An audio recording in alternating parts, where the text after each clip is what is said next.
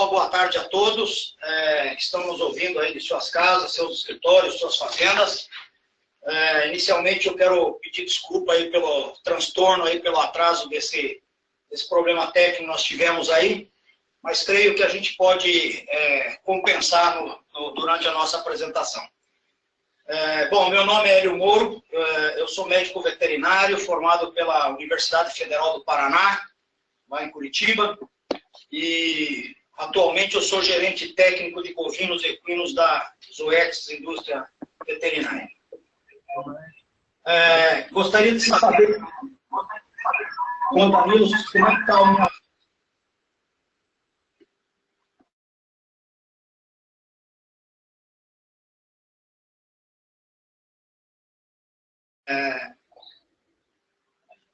Danilo, antes de mais nada, queria agradecer à NCP pela oportunidade de podermos conversar durante alguns minutos, em torno de 45 minutos, sobre um tema que é bastante relevante para o nosso negócio de pecuária de corte no Brasil. Então, hoje nós vamos falar sobre, principalmente sobre o impacto econômico que essas parasitoses causam, e depois nós finalizamos com as melhores estratégias de controle da verminose bovina. Então, a nossa agenda vai ser, nós vamos tentar cobrir o que é a verminose bovina, que impacto econômico, como que ela se manifesta nos animais, os principais métodos de controle da verminose, que tipo de controle que nós podemos utilizar para minimizar o impacto econômico, as perdas causadas pela verminose em nossos rebanhos. Vamos falar um pouco da importância do controle estratégico da verminose, que aí nós já estamos falando de ciência, de conhecimento do parasita, de conhecimento do ambiente para obter um maior retorno econômico com o uso dos antiolímpicos. E, finalmente, nós vamos falar do novo controle estratégico de verminose 5811 Zoetis, e vamos poder, e vocês vão ter a oportunidade de, quase que em primeira mão, estar participando e vendo os benefícios do controle estratégico de verminose 5811, no que diz respeito ao controle da verminose e no que diz respeito ao retorno econômico que vocês poderão ter ao usar essa nova abordagem, essa nova estratégia no controle de verminose. Bom, o que nós vemos hoje como cenário atual da verminose, né? A verminose, ela, de modo geral, ela é imperceptível pelo pecuarista. E por que ela é imperceptível? Porque esses parasitas são internos. Eles se localizam no estômago, no intestino dos animais, e é muito difícil da gente ver se o animal tem ou não tem parasitose. Apesar que a gente pode usar de métodos laboratoriais, como exame de fezes, para saber mais ou menos qual é o nível de parasitismo dos animais. Mas se a gente comparar, por exemplo, com os parasitas externos, como, por exemplo, o carrapato, a bicheira, a mosca do chifre, ela é altamente visível. Qualquer um que olha vê que o animal está parasitado. No caso da verminose, é mais difícil, porque os vermes são internos. E muitas vezes, o animal não expressa de forma clara que ele está parasitado. E isso mostra também que somente 5,6% dos pecuaristas, quando entrevistados e perguntados qual era o principal problema das parasitoses, somente 5,6% relataram como a verminose sendo a mais importante. E essa modo imperceptível da verminose pode afetar, os animais podem deixar de ganhar até 30 quilos durante um ano, causado pela verminose. Então, nós temos aí um trabalho recente, uma publicação recente, mostrando que a verminose gastrointestinal dos bovinos de corte de leite causa um prejuízo ao país, à pecuária brasileira, de 7,1 bilhões de dólares por ano. É muito dinheiro causado por um parasita e, portanto, a gente também tem que conhecer bem o parasita, quais são a epidemiologia dele para a gente poder fazer um excelente controle. Por isso que nós desenvolvemos esse novo controle estratégico, que nós estamos chamando de controle estratégico de verminose 5811 ZOETS, que o objetivo desse controle é otimizar o uso dos produtos nos momentos adequados, nas categorias dos animais adequados, para obter o máximo de retorno econômico. E dessa forma a gente pode, como nós conseguimos, e vocês vão ter oportunidade de ver daqui a pouco, produzir muito mais arrobas por animal por hectare ano, fazendo um controle estratégico adequado da verminose. Eu não sei se vocês estão me ouvindo bem. Será que o Danilo poderia dar um retorno para nós, Danilo? Hélio, estou ouvindo legal. Perfeito. Pode continuar. Ok, então vamos seguir. Vou mudar de slide e mostrando então isso que eu acabei de falar. Esse trabalho foi publicado em 2009, onde foram entrevistados mais de 2.000 pecuaristas no estado de Minas Gerais. E o objetivo desse estudo era entender a percepção do produtor de bovinos em relação à verminose. E aí vocês podem ver, da esquerda para a direita, nesse gráfico de barras, que há 53% dos pecuaristas disseram o maior problema das parasitoses para mim é o carrapato. Seguido de berne, diarreia, tristeza parasitária. E somente em quinto lugar, apenas 5,6% dos pecuaristas mostraram ou falaram que a verminose era um problema. E por que isso acontece? Por uma maneira muito simples. Se vocês olharem essa figura do lado direito, embaixo, que são os ectoparasitas, aí está representado o carrapato, é simplesmente qualquer um olha para esse animal, vê que esse animal está parasitado e entende que esses parasitas podem estar causando, estão causando prejuízos ao desenvolvimento do animal, ao dano em couro, produção de leite, de carne, etc. Quando nós olhamos a figura de cima, do lado direito, são as parasitoses gastrointestinais. Quer dizer, para a gente olhar, para a gente ver esse parasita, nós temos que sacrificar o animal.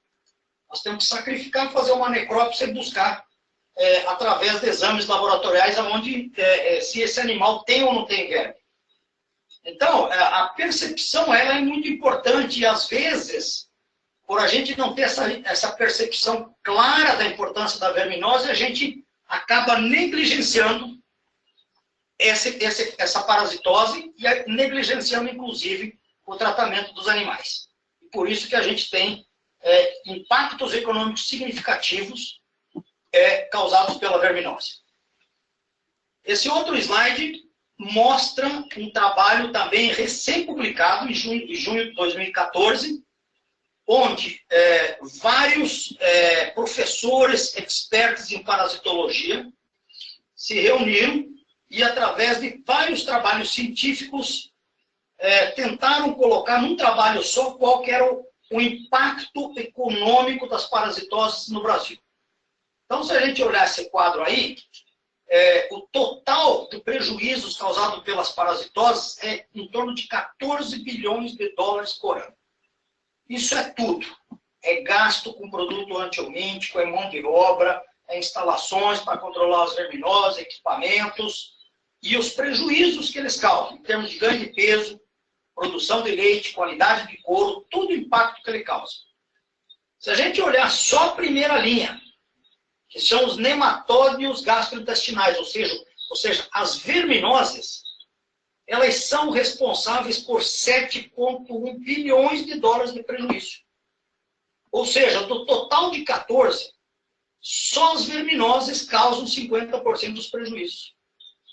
E, como nós acabamos de ver, ela é, sem dúvida alguma, a parasitose mais importante em termos de prejuízo econômico e a que é muitas vezes negligenciada pela falsa percepção de que o animal não está parasitado ou não tem parasita dentro dele.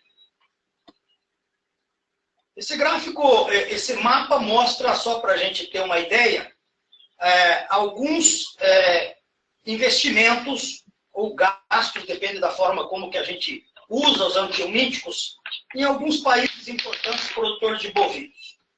Então, historicamente, os Estados Unidos gastam aproximadamente 330 milhões de dólares por ano com antiomíticos para controlar as parasitoses do rebanho americano. A Alemanha gasta em torno de 50 milhões de euros por ano. A Austrália, 15 milhões de dólares. E o Brasil, 300 milhões de reais ano com antiomítico. Tá? Alguns pesquisadores são enfáticos em afirmar que mais de 50% desses 300 milhões de reais anos gastos em antiomítico, o produtor está jogando dinheiro fora. Está rasgando dinheiro. E por quê? Porque a maioria do uso desses antiomíticos estão sendo feitos de forma errônea e forma em categorias erradas. Está terminando de ler aqui. Terminei? Esse gráfico aqui em pizza mostra os principais parasitas dos bovinos hoje na região centro-oeste do Brasil. Então, um trabalho também recém-publicado por Santos e colaboradores em 2010, mostrando que 58% dos parasitas bovinos é o parasita chamado Copélia, 35% Haemoncus, 4% esofagóstomo e 2% de tricostrônicos. O que é importante a gente entender desse slide aqui? Que raramente nós temos um animal sendo infectado por um único parasita. O comum é nós termos dentro do mesmo animal Copélia, Haemoncus.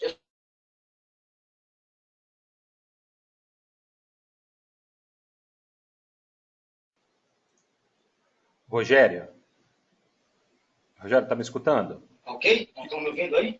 Recuperou o áudio. Ok, recuperou o áudio. Só resumindo aqui, a mensagem que eu gostaria de deixar. Dificilmente nós temos infecção parasitária em um animal por um único parasita, por um único verme. O comum é termos 3 ou 4 vermes parasitando o animal ao mesmo tempo. Essa outra tabela, mais a título de curiosidade, é só para mostrar que esses parasitas eles têm predileção por algum órgão. Então, do lado direito nós temos as espécies dos parasitas, do lado esquerdo nós temos as espécies dos parasitas, e do lado direito nós temos o local do parasitismo. Então, nós temos Haemoncus, Tricostrônicos, Tertágia parasitando o estômago dos bovinos, as copérias e Tricostrônicos columbiformes infectando o intestino delgado dos bovinos, esofagóstomo, intestino grosso e até verme pulmonar, chamado de Dictyocaulus viviparus. Então, quando o animal se infecta com as larvas dos parasitas lá na pastagem, dependendo da espécie de parasita, ele vai para um órgão ou outro órgão para causar os danos aos animais. Então, aqui nós temos, nessa imagem, no canto esquerdo superior, uma imagem de um parasita chamado Haemoncus. O Haemoncus é um parasita do estômago dos bovinos. Eu creio que vocês estão conseguindo ver aí umas formas tipo os cabelos, bem vermelhinho. Esse parasita é um dos parasitas mais patogênicos da espécie bovina. Por quê? Porque ele é hematófago. Ele se alimenta de sangue. Então, ele, digamos assim, ele vai na mucosa do estômago do bovino, morde a mucosa e se alimenta de sangue. Depois de algum tempo, ele sai desse local e vai para um outro local para continuar se alimentando de sangue. Só que, toda vez que ele vai se instalar na mucosa, ele injeta uma substância anticoagulante. E aí, quando ele sai da mucosa, essa mucosa fica sangrando. durante 4, 5, até 6 minutos. Então, imagine vocês, um animal com centenas, com milhares desse parasita, o dano que ele causa em termos de espoliação de sangue e também o quanto de sangue, e aí junto com o sangue vão proteínas, vão minerais, vão vitaminas, e vão ser eliminadas do animal. Então, basicamente, o Hemoncus causa prejuízo econômico dessa forma. Do outro lado direito, nós temos a figura de um intestino, no intestino do bovino, parasitado por esofagóstomo. Então, o esofagóstomo, ele penetra na mucosa do intestino para fazer uma muda. E ele fica encistado. Então, vocês podem observar nessa mucosa intestinal que, dependendo do parasitismo, ela afeta completamente a absorção de água, de nutrientes, de qualquer alimento que deveria estar sendo absorvido para que o animal produzisse mais leite, produzisse mais carne, tivesse um desenvolvimento melhor. Esses dois são apenas 2 exemplos para a gente ter uma ideia de como que o parasitismo gastrointestinal impacta no desenvolvimento e no ganho de peso dos animais. Como que a verminose se manifesta no animal? Nós temos duas formas clássicas da verminose. A verminose clínica e a verminose subclínica. A verminose clínica é esse animal que nós estamos vendo aí do lado esquerdo. Esse animal meio preto aí. É um animal que a gente vê com a mucosa ocular esbranquiçada, porque está anêmico, pelo arrepiado, barrigudo, com esse edema submandibular, característico de uma verminose clínica. Porém, o que é importante a gente saber hoje? Que com os avanços tecnológicos, de melhoria de pastagem, melhoria nutricional, melhoria de manejo dos animais, esse tipo de verminose clínica hoje é muito raro no Brasil. É difícil a gente encontrar esse tipo de animal dentro de uma fazenda bem manejada. Tá? A gente até encontra esse tipo de animal, mas em pequenas propriedades, onde o controle parasitário, nutricional e de pastagem não é muito bom. Esse tipo de parasitose, ela representa não mais do que 2, 3% dos animais. Por outro lado, nós temos a verminose subclínica, que são esses animais do lado direito aí, que, ao olharmos para esses animais, a gente pensa, esses animais estão bem. Esses animais estão bem de saúde, pelo liso, não estão magros, não estão anêmicos. Esses animais não devem ter verminose. E aí que é o grande impacto econômico da verminose. Porque 95% ou mais até das verminoses hoje, elas se manifestam de forma subclínica. Quer dizer, o animal continua crescendo, continua ganhando peso, mas ele não expressa todo o potencial genético dele para o ganho de peso, porque lá dentro tem verminose que está espolhando os nutrientes que ele iria usar para crescimento, para a produção de leite, para a produção de carne, enfim, para ser um animal extremamente ou bem produtivo. Então, essa é uma coisa importante que a gente tem que entender. Porque a forma clássica da verminose hoje é subclínica. Aparentemente, o animal está bem, mas ele está sendo impactado pela verminose. Esse slide mostra o ciclo de vida dos parasitas gastrointestinais, ou dos vermes. Por que é tão importante a gente entender isso? Porque se a gente entender direito como que é o ciclo de vida, nós temos condições de utilizar os antiomíticos ou os vermífugos de uma forma mais inteligente, de uma forma mais econômica e de uma forma mais eficiente. Então, nós dividimos aqui o ciclo de vida da verminose em fase de vida livre e fase parasitária. A fase de vida livre é todas aquelas formas de verminose que se encontram no ambiente, que se encontram lá na pastagem. Então, por exemplo, se esse animal aí, desse gráfico aí, dessa figura, ele está parasitado, os parasitas vão colocar ovos, esses ovos vão ser expelidos com as fezes, e lá na pastagem, esses ovos vão gerar uma larva que nós chamamos de larva L1. Essa larva L1, ou ela fica no bolo fecal, ou ela consegue também sair do bolo fecal e ficar na pastagem. Ela sofre uma muda, se transforma em larva tipo 2. Essas duas formas de larva, elas não se alimentam, elas vivem da energia que veio do ovo, e ela sofre mais uma evolução e se transforma em larva tipo 3, que nós chamamos de larva infectante. Essa larva infectante que se encontra no capim, e ela se movimenta no capim através da umidade, através, por exemplo, do orvalho. Então, o orvalho favorece que ela suba no capim, para que o animal possa ingerir o capim e junto com o capim a larva. Ela penetra, ela é ingerida pelo animal lá dentro do estômago, do intestino grosso, intestino delgado. Ela sofre mais uma muda para L4 e aí torna-se um parasita adulto, que vão copular e vão começar a produzir ovos novamente.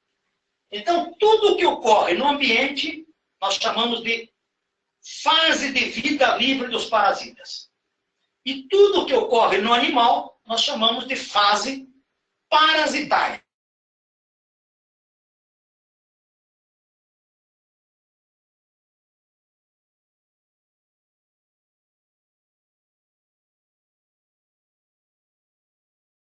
Os estudos mostram que 95% dos parasitas, dos vermes, estão no ambiente. E apenas 5% dentro do animal. Então, se a gente fizer um esquema de controle de verminose com o objetivo de apenas tratar o animal, nós estamos atingindo 5% da população de verme. E os outros 95% que estão na pastagem não vão sofrer influência nenhuma. Tá? Então, isso é importante entender isso, porque na hora de montar o programa de controle de verminose, tem que levar em consideração isso para obter o máximo de eficácia e o máximo de retorno do antiomítico.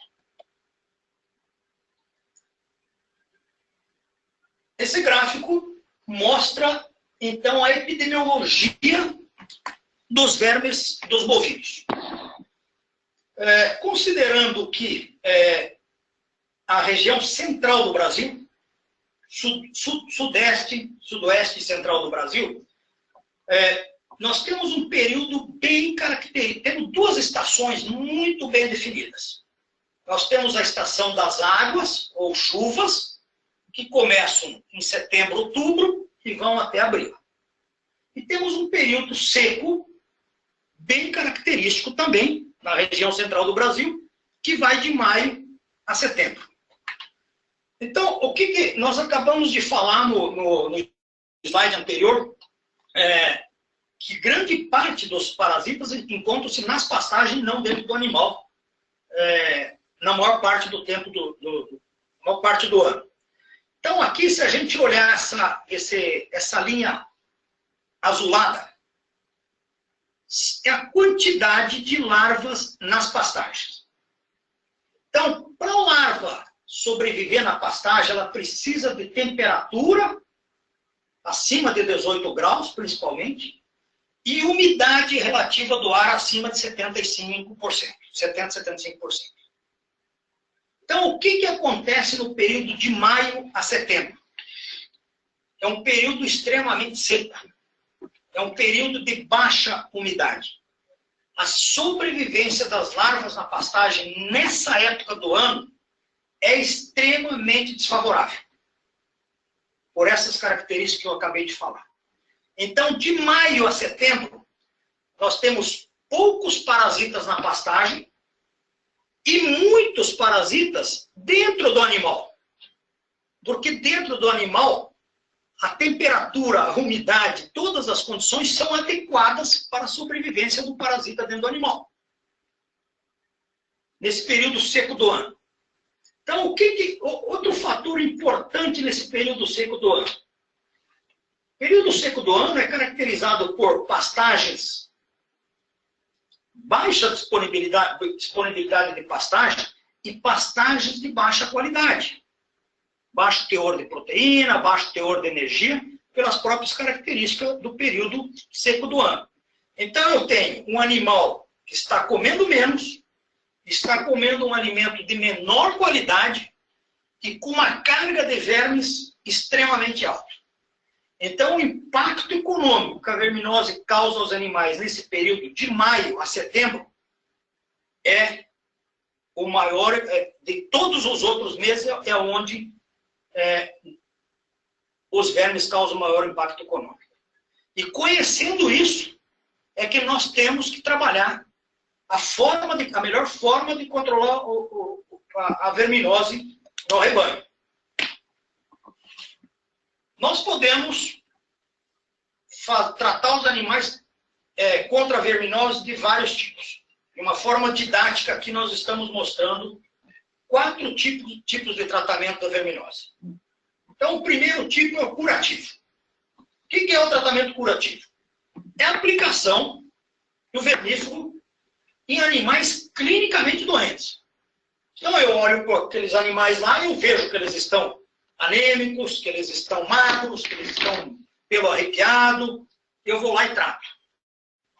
Esse é o pior tipo de tratamento que pode existir.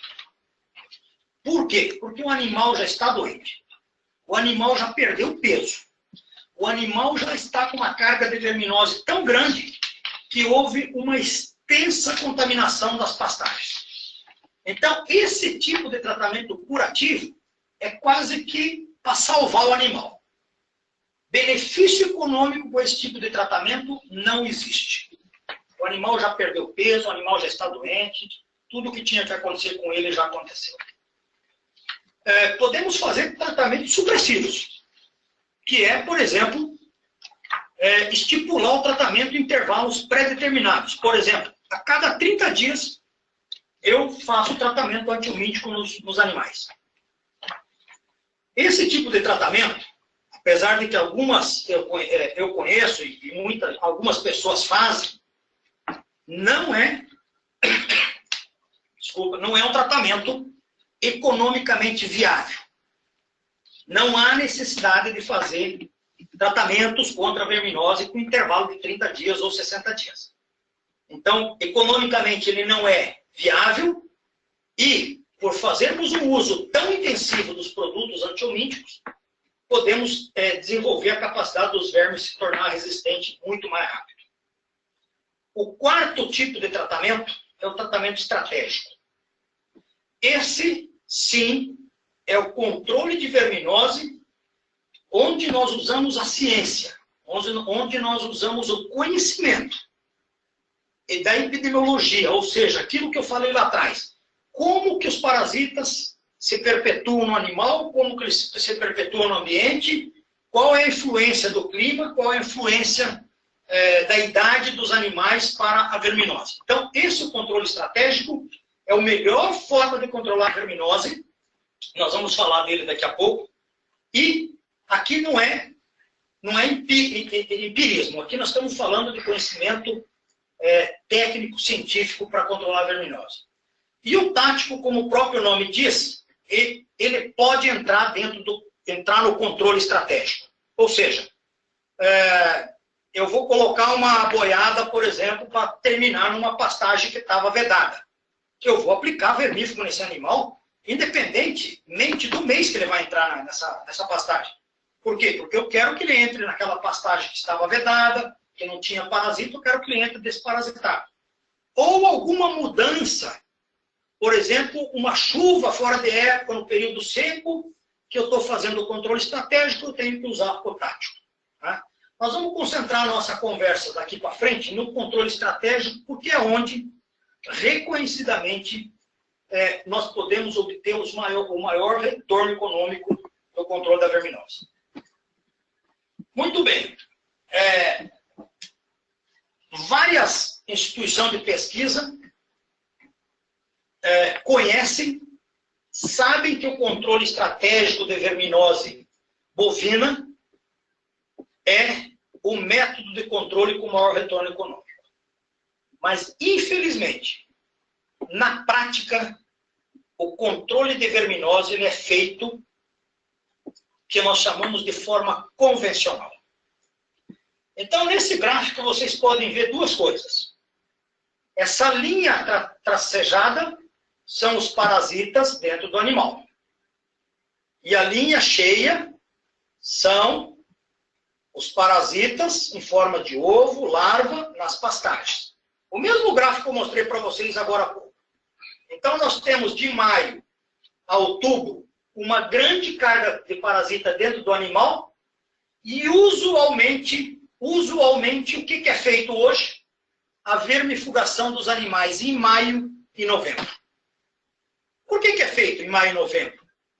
Simplesmente para aproveitar o manejo da vacinação contra a febre aftosa e nós, que eu digo, muitos produtores do Brasil, utilizam esse manejo para fazer o antiomítico. Mas, com certeza absoluta, essa não é a melhor estratégia para controlar a verminose. Tá? Vocês vão ter oportunidade de ver daqui a pouco, no estudo que nós fizemos e comparamos com essa forma de controle de verminose, que essa vermifugação de maio e novembro, ela não tem quase que benefício nenhum para o controle da verminose bovina. Tá? Então, o controle estratégico de verminose, baseados no mês de maio, julho e setembro, ele é conhecido desde a década de 70. E muito divulgado pela Embrapa, pelas OETs, na década de 90, que recomendava a vermifugação dos animais em maio, julho e setembro. Por quê? Porque nós sabemos que nessa época a maior parte dos parasitas estão dentro do animal, então nós tínhamos que concentrar essas vermifugações para eliminar o máximo possível de vermes dentro do animal, de tal forma que, a partir do momento que começava as chuvas, nós teríamos poucas larvas de parasita, porque nós eliminamos praticamente o parasita de dentro do animal na época seca. Bom, esse tipo de controle aqui, de controle estratégico, a Embrapa mesmo mostrou que ele dava um retorno econômico, baseado no uso de antiomítico, de mais de 400%. Em termos de ganho de peso, custo de tratamento, com o que você teria de retorno em ganho de peso. Mas, se nós perguntarmos hoje, quantos por cento dos pecuaristas de corte usa o controle estratégico 579, eu diria que muito poucos. Mas pouquíssimos mesmo. E eu tive a oportunidade, junto com um pesquisador da Embrapa e outro pesquisador, de fazer muitas reuniões pelo Brasil afora para divulgar essa tecnologia. E sempre eu ouvia dos pecuaristas, olha, está claro para mim que esse é a melhor forma de controlar a verminose. Mas eu não gosto de mexer com os animais na época seca do ano. Então eu vou ter que prender o gado em maio para fazer aftosa, depois eu vou ter que prender o gado para fazer vermífugo em julho, prender de novo para fazer em setembro, e prender de novo em novembro para fazer aftosa. Então, apesar da tecnologia ter prova suficiente de que o retorno econômico era altíssimo, essa é uma tecnologia que, infelizmente, foi pouco utilizada pelos nossos pecuaristas. Bom, e foi exatamente pensando nisso que as OETs, com o intuito de oferecer um programa de controle estratégico de verminose, que fosse, pelo menos, tão bom quanto o controle 579, mas que pudesse facilitar a vida do pecuarista, que nós desenvolvemos a hipótese do controle estratégico de verminose, que nós estamos chamando, a partir de agora, de 5811 Zoetis. Então, nós fizemos uma parceria pública-privada entre a Zoetis e a Universidade Federal do Mato Grosso do Sul para estudar essa hipótese do controle 5811 e ver se essa proposta que nós estávamos propondo, se ela fazia sentido ou não, se ela era melhor do que as outras formas de controlar a verminose. Então, os objetivos desse estudo foi, primeiro, avaliar as perdas econômicas causadas pela verminose. Os últimos trabalhos de controle que mediram, que mensuraram o impacto da verminose são da década passada. Então, um dos objetivos era ver, com todo o avanço tecnológico que nós temos hoje, nutricional, de manejo, de genética, se a verminose bovina ainda era um problema ou não. O segundo objetivo era avaliar os diferentes tipos de controle de verminose. Então, nós comparamos a vermifugação dos animais no mês 5 e 11, maio e novembro, que nós estamos chamando de convencional, ou tradicional. Comparamos com o controle 579, que foi desenvolvido pela Embrapa e divulgado na década de 80 e de 90, e a nossa nova proposta, que era 5811, ou maio, agosto e novembro. E, como objetivo também, mensurar o retorno econômico de cada um desses controles de verminose. Nós utilizamos essa área aí, do lado esquerdo inferior, que é lá da Fazenda Escola, da Universidade Federal do Mato Grosso do Sul, que fica lá em Terenos. E essa área foi dividida em vários piquetes, e em cada piquete tinha um tipo de tratamento. Vocês podem ver que na parte do fundo a pastagem é melhor, na parte de cá a pastagem é um pouco mais fraca. Então, se tínhamos um tratamento 511 lá na pastagem melhor, também tínhamos um 511 na parte pior. Um 579 lá, um 579 para cá. De tal forma que nós tínhamos duas réplicas de cada tratamento. Ou seja, eu tinha 2 piquetes para o 511, 2 para o 579 e 2 para o 5811. Ok?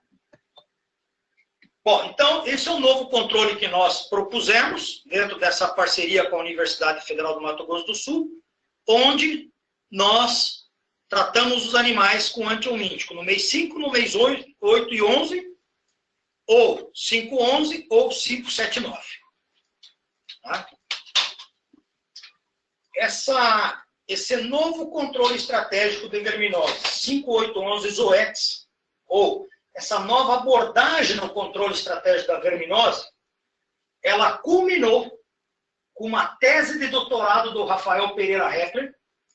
Esse doutor Rafael defendeu a tese dele em dezembro de 2015, baseada nesse estudo. Também acabamos de ter o aceite de um artigo científico que foi publicado na revista internacional Veterinary Parasitology.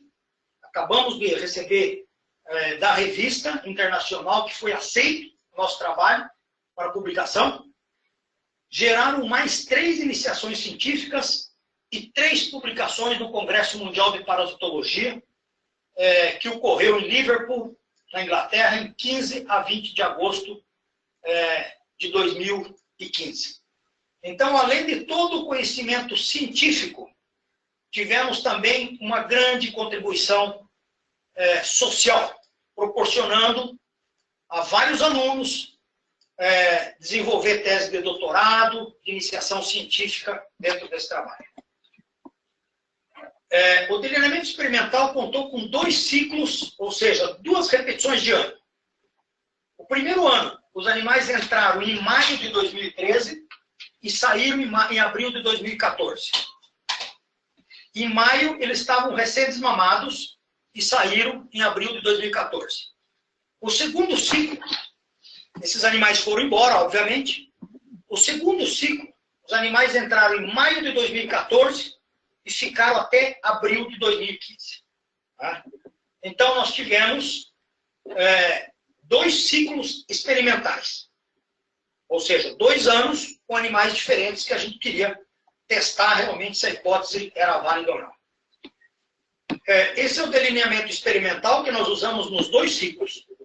Então, nós tínhamos um grupo controle, que os animais receberam placebo, ou seja, uma substância inerte, sem nenhum efeito antihelmíntico.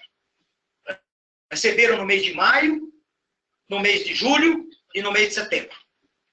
Nós tínhamos um outro grupo, que era o tratamento convencional, maio, novembro. Então, os bezerros desse grupo receberam Trel-Ace em maio e Trel-Ace em novembro. Lembre-se que esse é o tratamento que eu comentei que é feito pela maior parte dos pecuaristas hoje no Brasil em animais de desmama. Comparamos com o controle 579, com Trel em maio, Sidectin em julho e Trel em setembro, que era o controle estratégico divulgado, muito estudado pela Embrapa de Campo Grande. E comparamos com a nossa nova proposta, que era vermifugar os animais no mês 5, 8 e 11. Então, nesse grupo, os animais foram tratados com Trel em maio, Sidectin em agosto e novamente com Trel em novembro.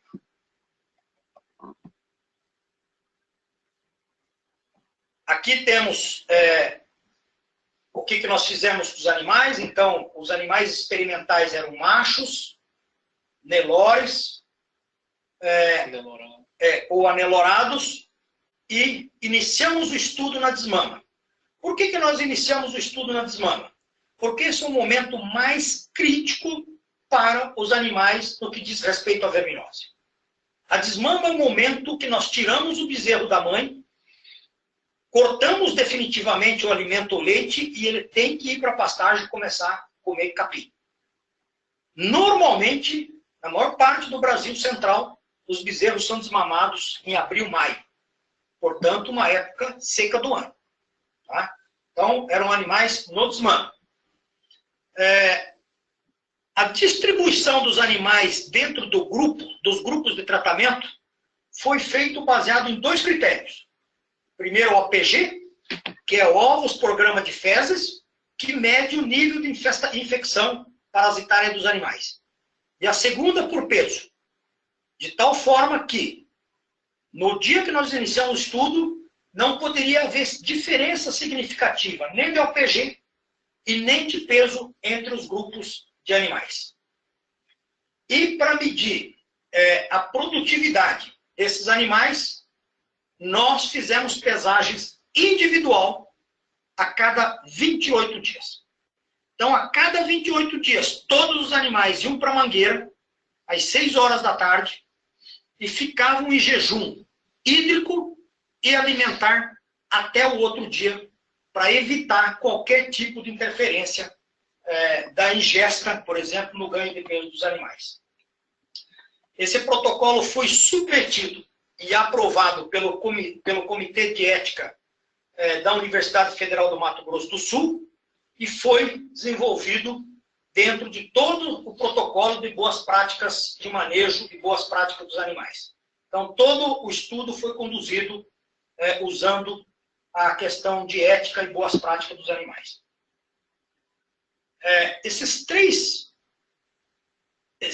gráficos que vocês estão vendo agora, ele mostra o padrão climatológico ou de pluviosidade, pluviométrico do ano de 2013, 2014 e 2015, por exemplo, de Parnaíba, Mato Grosso do Sul. Observem vocês que em todos os anos existe um período de pouca chuva característica que vai de abril até outubro. Em todos os anos. Durante o nosso estudo lá na Universidade Federal do Mato Grosso do Sul, o padrão pluviométrico seguiu exatamente essa curva. Pouquíssimas chuvas de abril até outubro. Mostrando que, ano após ano, esse momento da seca dos animais é onde os vermes estão dentro do animal e poucos parasitas fora do animal ou na pastagem. Como eu disse para vocês, nós fizemos 2 ciclos. O primeiro ciclo começou em maio de 2013 e terminou em abril de 2014. O primeiro ciclo, nós utilizamos animais nelores ou anelorados bem comerciais. Vocês podem ver nessa foto do lado esquerdo que no dia que nós iniciamos o estudo, eles pesavam 153 quilos. Desmamados com 7 meses e meio, 8 meses de idade. Então, padrão bem comercial. E eles saíram no outro ano, em abril de 2014, na média de todo mundo, de todos os tratamentos, com 270 quilos. Tá? No ciclo 2, como já dá para observar pela imagem que nós estamos vendo aqui, nós utilizamos animais de genética superior. Então, toda essa bezerrada foi adquirida de uma fazenda e são filhos de IAPF, inseminação artificial por tempo fixo. Podemos ver que eles entraram em maio de 14 com 192 quilos, bem diferente dos 153 anteriores, e saíram em abril de 2015 com 330 quilos. Bem diferente também dos 270 quilos dos animais do ciclo 1. Bom, por que nós fizemos isso? Nós queríamos testar se o controle estratégico de verminose 5811 Zoetis funcionava bem em gado bem comercial, com uma genética menor, e se ele também funcionava em animais de genética superior. De genética, por exemplo, bois, bezerros, filhos de IAPF. Bom, vamos aos resultados desse experimento. Juntando os 2 ciclos experimentais. Na média, juntando os 2 ciclos, o grupo controle, que não recebeu nada, ganhou 106,9 quilos no ano. O grupo que foi tratado com 511, ou seja, da forma tradicional, com trel em maio, trel em novembro, os animais ganharam, em média, 120,7 quilos. Os animais que foram tratados conforme o controle estratégico 579, com trel em maio, Sidectin em julho, trel em setembro, ganharam 131,6. E os animais que foram tratados no controle estratégico 5811 Zoetis, com trel em maio, Sidectin em agosto e trel em novembro, ganharam 140,8 quilos em média nos 2 ciclos. O que nós podemos concluir disso? Que os animais tratados no controle 5811 ganharam 34 quilos a mais do que o controle. Ou seja, podemos afirmar categoricamente que a verminose bovina causa um impacto de pelo menos 34 quilos a menos por animal ano na recria. Se eu não fizer nada, o animal deixa de ganhar 34 quilos de peso. Se eu comparar o 5811 com o 511, e essa é a comparação justa que nós temos que fazer, porque nenhum pecuarista deixa de fazer vermífugo, mas muitos pecuaristas fazem o controle 511. Se eu comparar o 5811 com o 511, nós estamos falando de 25 quilos a mais por animal.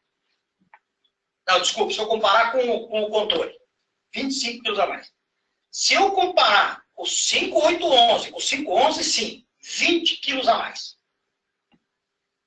Então, vejam que só de você... E outra coisa importante, nós não comparamos outros produtos, nós comparamos todos os mesmos produtos. Então, só o fato de você usar o produto na época certa, na categoria certa, no momento certo, nós podemos, ou uma aplicação a mais no mês de agosto, nós podemos agregar 20 quilos a mais do que o controle parasitário tradicional, de manejo tradicional. Eu vou dar uma acelerada aqui, porque eu já estou falando há 40 minutos. Mas esse gráfico aqui é o mais importante. Essa tabela aqui é o mais importante. Se você não fizer nada, teu animal vai deixar de ganhar 34 quilos por ano, baseado nesse estudo, obviamente. Se você fazer o vermífugo no mês 5 e 11, você vai ganhar um pouco mais, mas vai deixar de ganhar até 20 quilos a mais por animal, se você fizer o controle estratégico 5, 8, 11 zoetos, com trel em maio, sidectim em agosto e novamente trel em novembro. Vou mudar de slide e vou comentar um pouco sobre o impacto econômico que esse tipo de controle de verminose pode trazer para dentro de uma propriedade de gado que faz recria de gado de corte. Então, nós, de posse desses dados, nós sentamos com a Exagro, que é uma empresa de assessoria agropecuária, que trabalha no desenvolvimento da pecuária desde 1991, possui mais de 1.300 resultados do sistema de criação de gado de corte no banco de dados dele. Sentamos com o Exagro e falamos: Exagro, o que representa esses 20 quilos a mais dentro do sistema de produção? Como que nós podemos interpretar a viabilidade econômica? E a Exagro nos disse o seguinte: olha, tem 3 formas de você aumentar a lucratividade por hectare, ou aumentar o ganho por hectare. Ou você aumenta o ganho de arroba por cabeça, eu faço o animal ganhar mais peso, eu estou ganhando mais reais por hectare ano. Ou eu faço aquela área produzir mais arrobas. Então, eu tenho uma área que produz, sei lá, 6 arrobas hectare ano, eu faço ela produzir 7. Eu estou aumentando a minha lucratividade. É óbvio que isso depende do custeio. Se o custeio for muito elevado, pode inviabilizar a estratégia. Então, por exemplo, eu posso fazer um animal ganhar 2 quilos por dia através de uma adubação pesadíssima da pastagem, por exemplo. Só que quanto que vai custar isso?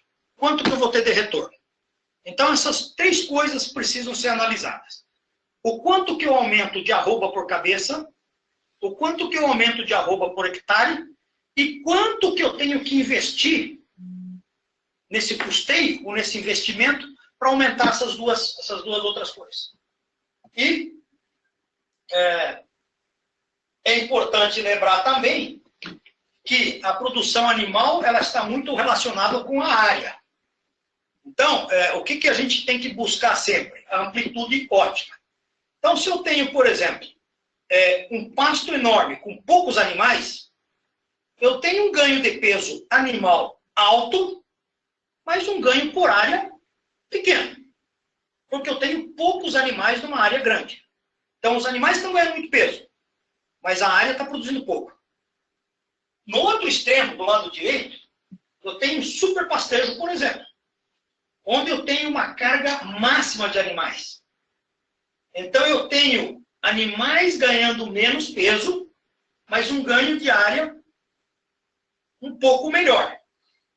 É claro, se eu estou ganhando mais por área, o ganho por hectare é melhor. Só que o que a gente tem que buscar é a amplitude ótima, onde eu tenho uma taxa de lotação animal ótima e um ganho de peso por animal e por área adequado. E isso que foi o mais importante dentro do nosso estudo. Nós vamos ver a seguir. Que nós conseguimos aumentar a arroba por animal e a arroba por hectare dentro da mesma taxa de lotação. Nós não mudamos lotação para analisar esses dados de ganho de arroba e hectare.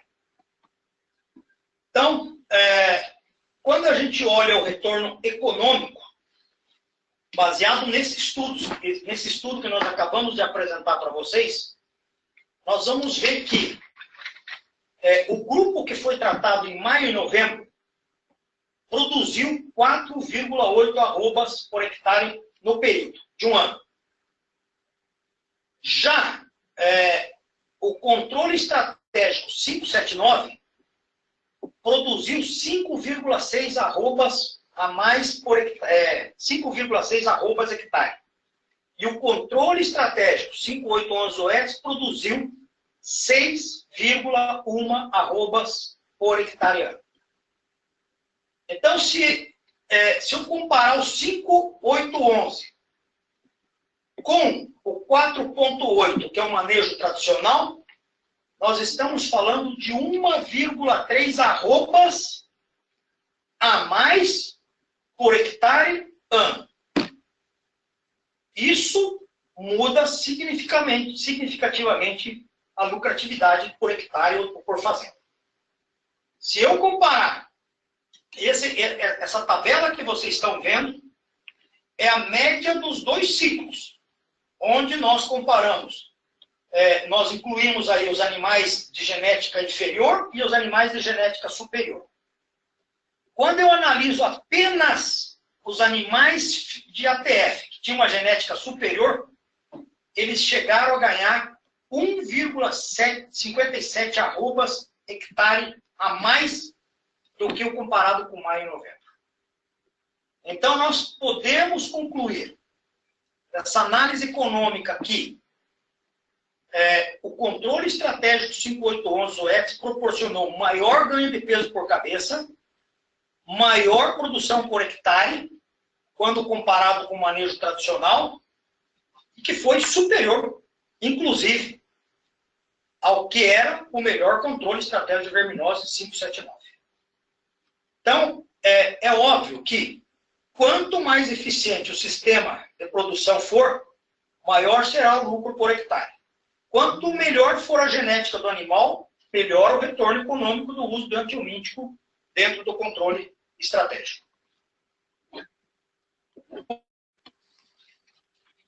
Esse é o protocolo que nós estamos, portanto, recomendando,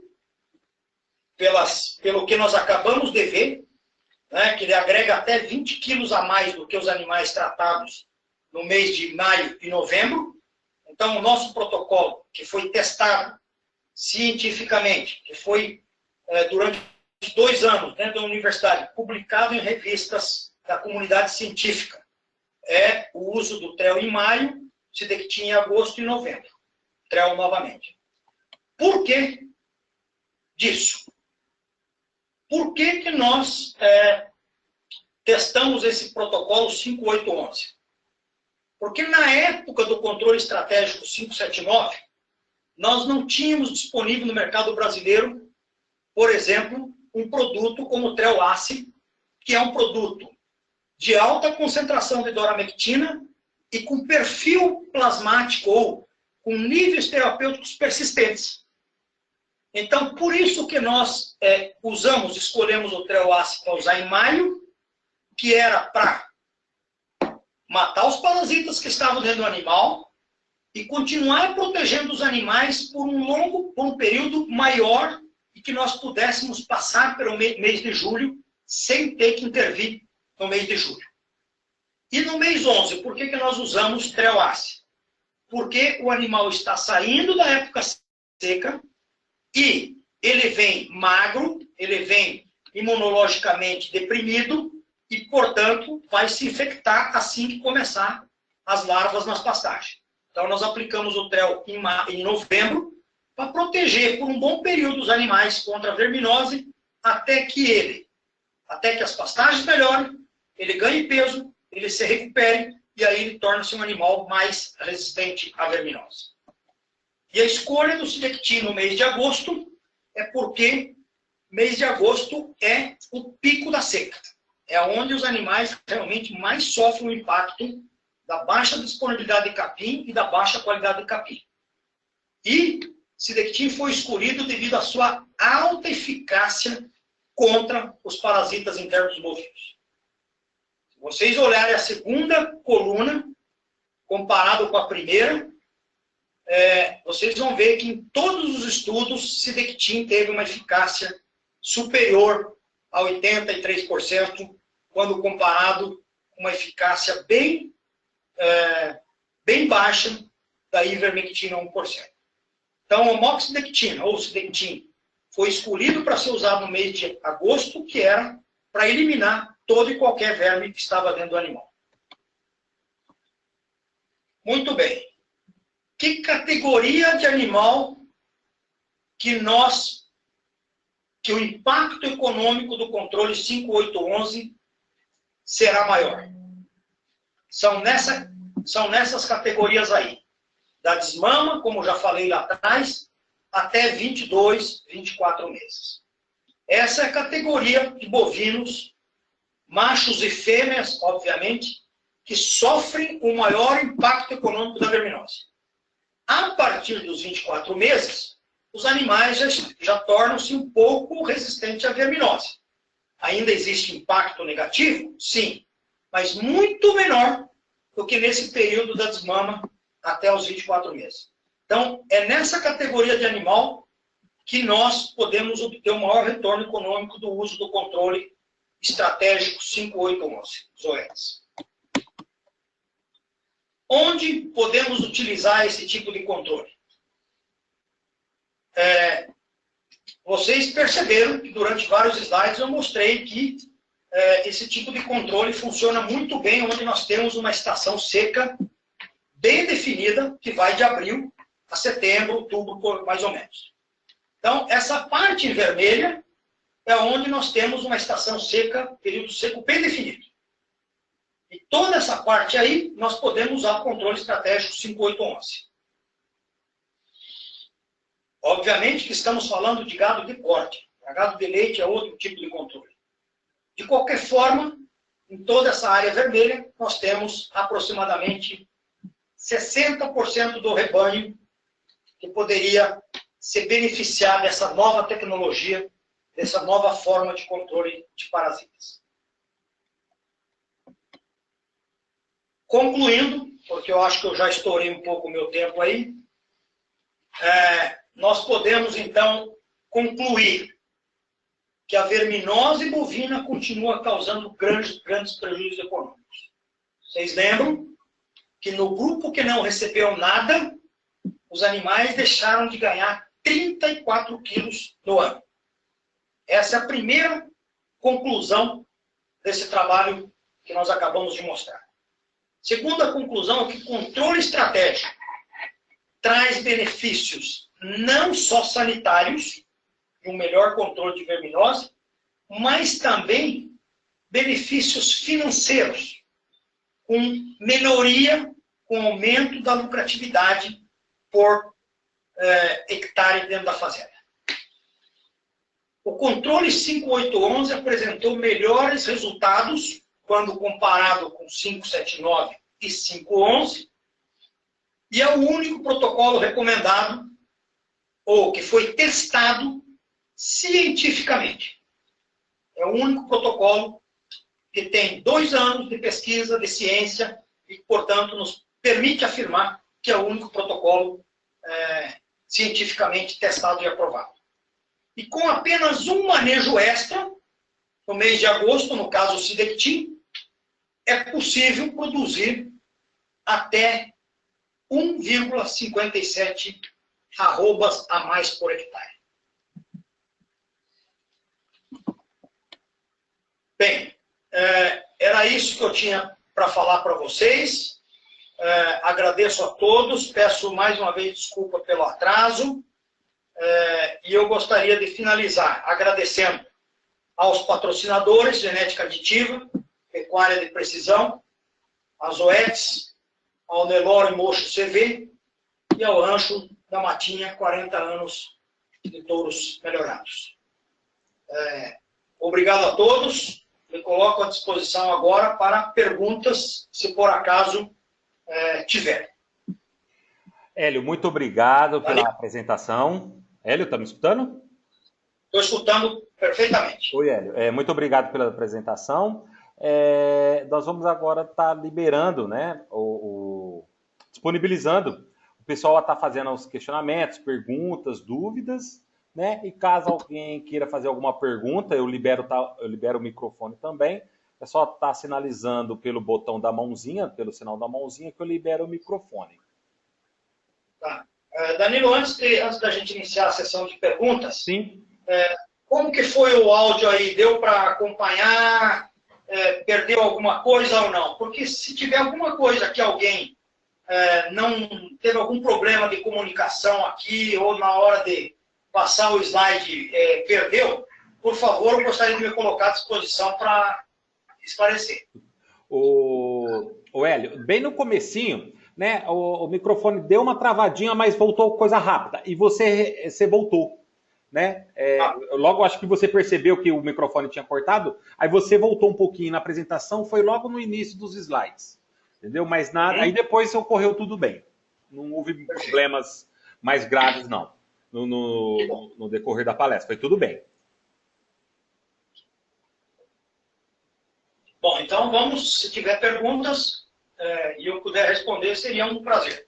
Tá, eu vou estar liberando o microfone da Lúcia de Castro Bastos. Vou liberar o microfone, viu, Hélio? Para ela estar fazendo uma pergunta para você. Lúcia, o microfone está liberado. Oi, boa tarde. Está me escutando? Boa tarde, Lúcia. Estou te escutando bem. É o seguinte, eu estou na região aqui de Marília, no interior de São Paulo.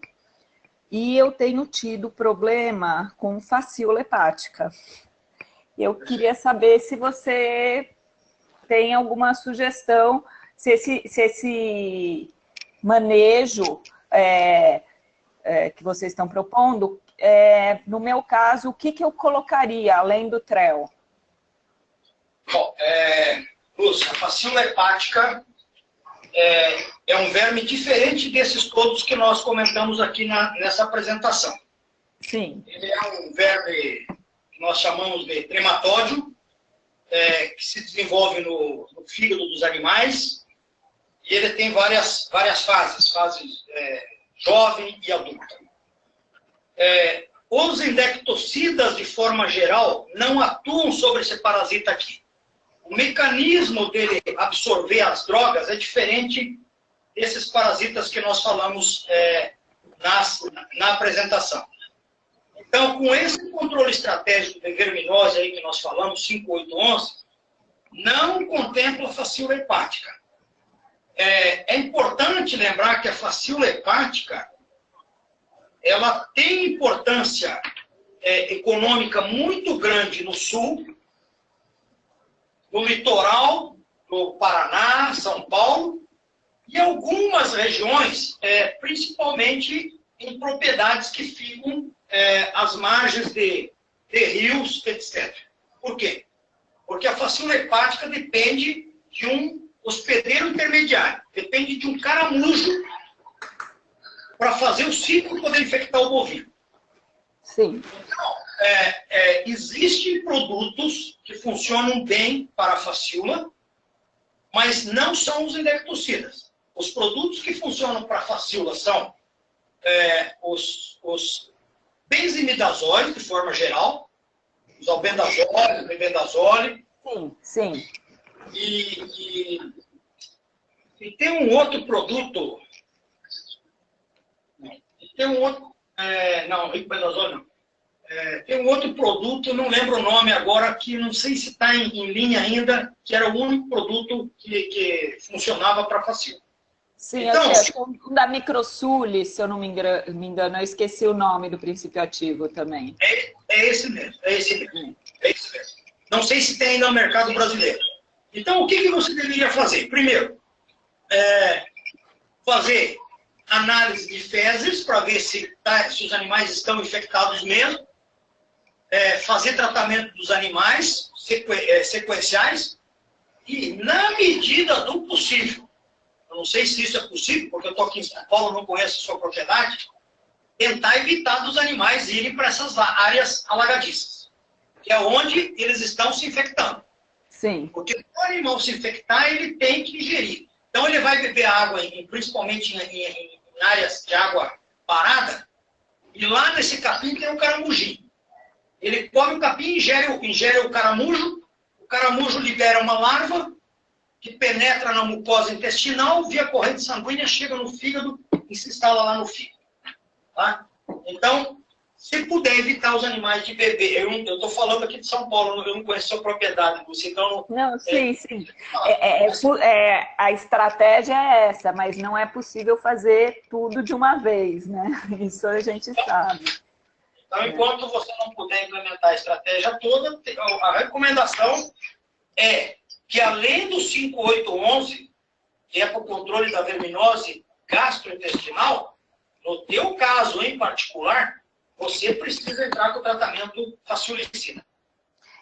A gente já entra, já usa, né? Mas é justamente, eu queria saber nesse processo, como eu entraria com ele, né? Uma associação, né? Mas, além disso, em outras épocas também, né? Infelizmente, esse controle aí, não é que esse controle, é que nenhum inecticida, as avermectinas, de forma geral, elas não, de forma geral, não. Então, você tem que abrir mão de outra estratégia, ok? Sim, tá certo, obrigada. De nada, Lúcia. Lúcia, obrigada pela participação. Eu gostaria de aproveitar a oportunidade para estar informando sobre o seminário da NCP, que vai ocorrer no dia 13 de maio, aqui em Ribeirão Preto. As inscrições estão abertas e os interessados podem estar entrando no site da NCP, no www.ncp.org.br, que lá vai ter um banner de propaganda do sumário com apresentação local, né? E ao clicar nesse banner, você vai ser direcionado ao site do seminário e onde pode ser realizado a sua inscrição. Hélio, eu gostaria de novamente agradecer a sua apresentação, né? Se você quiser finalizar, pode finalizar, Hélio. Eu quero só, antes de finalizar, só fazer um comentário aqui que o Adalto até está aqui do meu lado conversando comigo, e ele me passou aqui que a ANCP pesa os animais nos meses de fevereiro, maio, agosto e novembro. Então, é uma grande oportunidade, porque o controle estratégico de verminose 5811 Zoetis encaixa perfeitamente na estratégia da ANCP. Então, as pessoas aí que estão associadas à ANCP poderão, dentro do manejo da ANCP, de pesagem dos animais, implementar o controle 5811. Tá? Bom, não tem mais perguntas, Danilo? Não tem mais perguntas. Tá, então, muito obrigado a você, a NCP, pela oportunidade dessa hora e 15, 20 minutos da gente poder conversar um pouco sobre verminose, trazer algumas informações novas para o mercado, agradecer todas as pessoas que nos ouviram e nos colocar à disposição aqui na Zoetis, se alguém tiver posteriormente alguma dúvida ou quiser saber mais alguma coisa sobre o nosso controle estratégico de verminose ou informação de produção mesmo. Então, muito obrigado, Danilo, por nos proporcionar essa oportunidade. Obrigado a todos que nos ouviram aí. Obrigado, Hélio. Então, boa tarde a todos. Boa tarde a todos. Boa tarde.